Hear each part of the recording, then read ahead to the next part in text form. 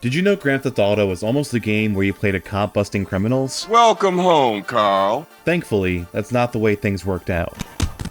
For over 25 years, GTA has proven time and time again that being a villain can be a lot more fun than being a hero, at least when it comes to video games. From stealing cars to complete anarchy, the opportunities for causing havoc are seemingly limitless. More than 410 million copies of the various installments have been sold, making it one of the best-selling video game franchises of all time. GTA 5 alone has sold over 190 million copies. That averages to about 35 copies sold every minute since it was released in 2013. The only video game to sell more copies is Minecraft, but when GTA 6 drops in 2025, it may just be the biggest smash hit in gaming history. How did Grand Theft Auto evolve from its roots? What controversies have surrounded the mature crime-themed game beloved by teens and adults worldwide? And how has the franchise influenced not just the gaming industry, but our culture too? Back in the late 90s, the developers behind the classic game Lemmings, where you try to stop mindless tiny creatures from walking off cliffs, decided to shift gears and create a video game about cops and robbers, titled Race and Chase. The whole premise revolved around the player taking on the role of police and chasing down criminals throughout a city, and it wasn't long before developers realized how dull that was to actually play. But rather than start over from scratch, simply switching the protagonists from the police to criminals gave the game a whole different personality. The creative director behind Grand Theft Auto, Gary Penn, expressed, "Nobody wants to be a cop, it's more fun to be bad." And that idea has been the driving force behind GTA ever since. The first Grand Theft Auto came out in 1997, and it was immediately controversial. The game sparked discussion in Britain's parliament about the potential harm of its influence, and it was banned outright in Brazil. But despite the backlash, it also received generally positive reviews, especially for the sound design, which accounted for tuning radio stations and opening and closing car doors. We got a 10, 14, 15.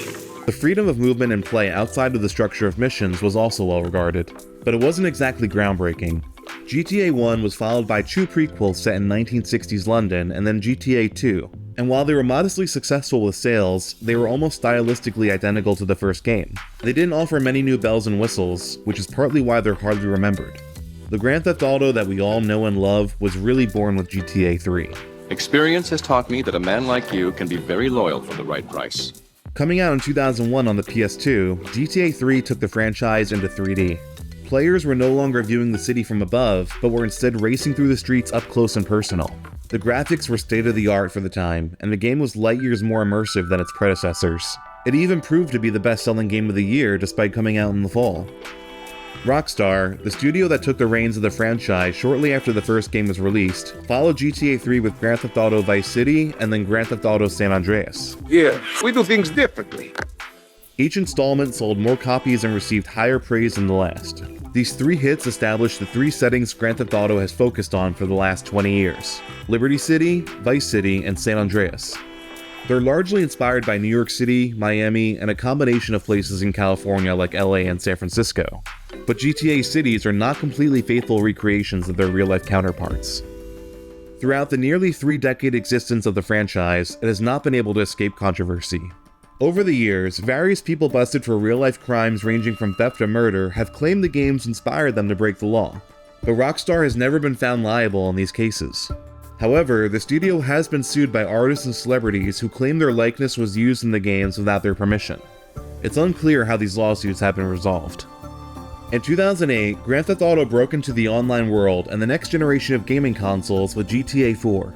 Allowing gamers around the world to play with each other in races, death matches, and free roaming for the first time. It completely reimagined Liberty City, with high-definition graphics, a larger map, and even a Statue of Liberty knockoff featuring Hillary Clinton's face. Variable time and weather in the game, as well as features like cell phones, added further to the immersion of the GTA world. This installment received universal acclaim, with some reviewers at the time calling it the greatest video game ever made. And the latest game, GTA 5, has continued the trend. So what we doing here? We're working, amigo. Released in 2013, it took players back to a reimagined state of San Andreas. GTA 5 features 3 main protagonists that you could fast travel between at any time, resulting in some rather comical moments, especially when finding Trevor in some rather erratic situations. The city of Los Santos is a living, breathing world that has set the standard for the open-world gaming industry forever. GTA 5 is the most successful entertainment product of all time, making over $7.7 billion in gross revenue, and its lifespan has lasted 3 generations of consoles. With much of the monetary success coming from GTA Online, the multiplayer side of the game could possibly be one of the reasons why it's now been over a decade since the last Grand Theft Auto release. One thing that Rockstar's GTA is known for is leaning into parody versions of real-life people and companies. One mission in particular sees you infiltrate the offices of a social media company with many similarities to Facebook. Oh, Jesus! Whoa! Fans across the world can't wait to see who or what is chosen to be made fun of in GTA 6. Rockstar has set some high expectations for itself ahead of the next Grand Theft Auto installment. But if their success over the last 20 years tells us anything, it's that they work towards nothing short of perfection.